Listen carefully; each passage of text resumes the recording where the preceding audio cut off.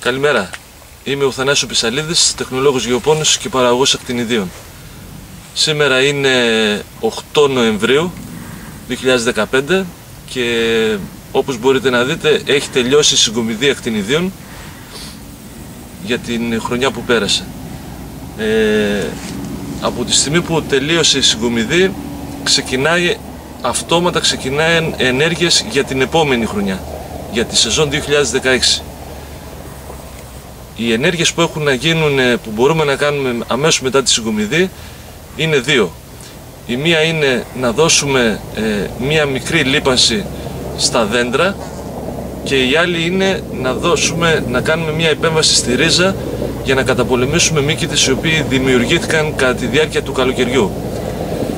Όπως μπορούμε να δούμε, αυτή τη στιγμή έχει γίνει η επέμβαση με λίπασμα και ο στόχος είναι ο εξής. Ο εφοδιασμός της νέας βλάστησης στο δέντρο στην αρχή της ανοίξεως γίνεται κυρίως από τα αποθέματα της προηγούμενης χρονιάς, που είναι συσσωρευμένα στα διάφορα όργανα τους, όπως είναι η βλαστή, οι ρίζες, οι οφθαλμοί κτλ.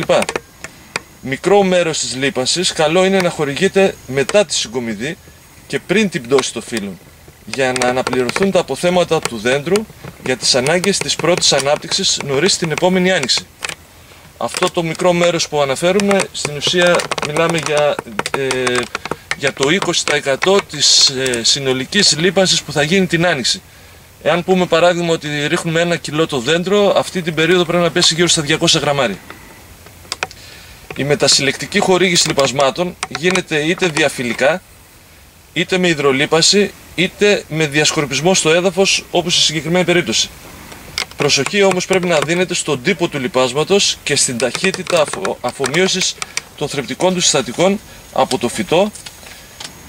Προτιμώνται δηλαδή λιπάσματα με νητρικό κάλιο από αυτά που έχουν αιθιικό κάλιο και χλωριούχο κάλιο, λόγω ταχύτατης αφομοίωσης των συστατικών τους. Η ύπαρξη επαρκών ποσοτήτων αποθηκευμένων θρεπτικών συστατικών στα δέντρα για την ανάπτυξή τους κατά τη διάρκεια της άνοιξης είναι υψής της σημασίας, επειδή συνήθως νωρίς την άνοιξη, λόγω των δυσμενών εδαφοκλιματικών συνθηκών, όπως χαμηλές θερμοκρασίες, υψηλή εδαφική υγρασία, ελλειπής αερισμός εδάφους, η ικανότητα πρόσληψης θρεπτικών στοιχείων από τις ρίζες του φυτού είναι περιορισμένη. Ειδικά δε σε δέντρα με υψηλό φορτίο παραγωγής, φορτωμένα δέντρα κοινώς, η λίπανση μετά τη συγκομιδή κρίνεται απαραίτητη, λόγω του ότι το άζωτο εξαντλείται κατά την περίοδο ορίμασης των καρπών, γεγονός που συντελεί σε φτωχή ανθοφορία κατά την επόμενη άνοιξη, που σημαίνει αυτό πρακτικά ακαρπία. Έχει παρατηρηθεί τα τελευταία χρόνια έντονο φαινόμενο ακαρπίας στα δέντρα της ακτινιδιάς και αυτό οφείλεται στο γεγονός ότι η παρατεταμένη χρήση ορμονικών σκευασμάτων με την ελλειπή λίπανση αυτή την περίοδο δημιουργούν μια κατάσταση στην οποία το φυτό δεν μπορεί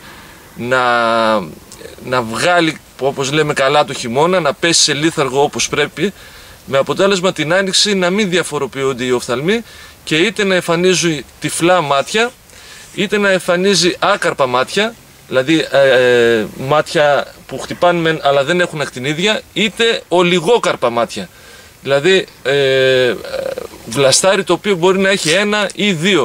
Αν μπορούμε να δείξουμε εδώ πάνω, παράδειγμα σε αυτό εδώ το βλαστάρι, εδώ χτύπησε μεν, αλλά έχει 1 ακτινίδιο, είχε 1 ακτινίδιο, φαίνεται.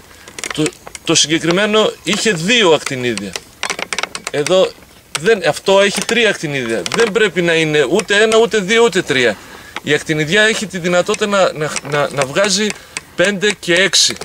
Αυτό σημαίνει ότι το δέντρο πλέον έχει εξασθενήσει τόσο πολύ που δεν μπορεί να σηκώσει, που λέμε, παραπάνω από 2 ή 3 ακτινίδια.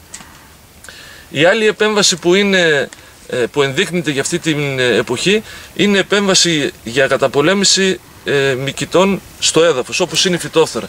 Σε αυτή την περίπτωση τι κάνουμε? Αφού έχουμε ξελακώσει τα δέντρα, όπως μπορούμε να δούμε εκεί απέναντι, έχουν εκτεθεί οι ρίζες. Αυτή η ενέργεια βασικά μπορεί να έχει γίνει και την άνοιξη. Σε ένα τέτοιο δέντρο μπορούμε αυτή τη στιγμή να χορηγήσουμε ένα διάλειμμα διταθρακικής αμμονίας με γαλαζόπετρα για να κάνουμε μια σχετική απολύμαση του εδάφους. Αυτό θα έχει πολύ καλά αποτελέσματα για την επόμενη σεζόν και το φυτό θα ξεκινήσει πολύ πιο δυνατά και πολύ πιο υγιή. Και μια τρίτη επέμβαση που ενδείκνυται αυτή την περίοδο να γίνει είναι ένας διαφυλικός ψεκασμός με σκευάσματα τα οποία θα δημιουργήσουν, θα οθήσουν μάλλον τα φύλλα να παράγουν περισσότερα ζάχαρα, άρα περισσότερες τροφές, τις οποίες θα τις αποθηκεύσουν στα όργανά τους, όπως είπαμε, είτε είναι βλαστοί, είτε είναι οφθαλμοί, είτε είναι ρίζες. Το φύλλο από τη στιγμή που είναι πράσινο συνεχίζει και παράγει ζάχαρα και υδατάνθρακες.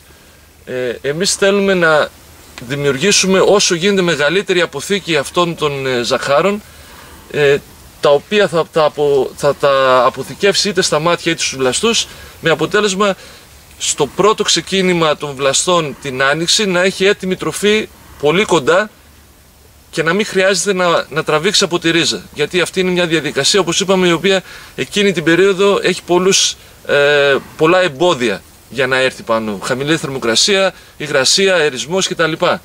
Άρα όσο το φυτό έχει πράσινο φύλλο πάνω, εμείς μπορούμε να το εκμεταλλευτούμε αυτό μέχρι δηλαδή να πέσουν οι πρώτες παγωνιές. Οπότε προτείνεται ένας διαφυλικός ψεκασμός με κατάλληλα σκευάσματα βέβαια, για να δημιουργήσουμε αυτά τα αποθέματα. Αυτές είναι πάνω κάτω οι ενέργειες που έχουμε να κάνουμε αυτή την περίοδο. Το βασικό είναι να ξέρει ο παραγωγός ότι με το που συγκομίσουμε την παραγωγή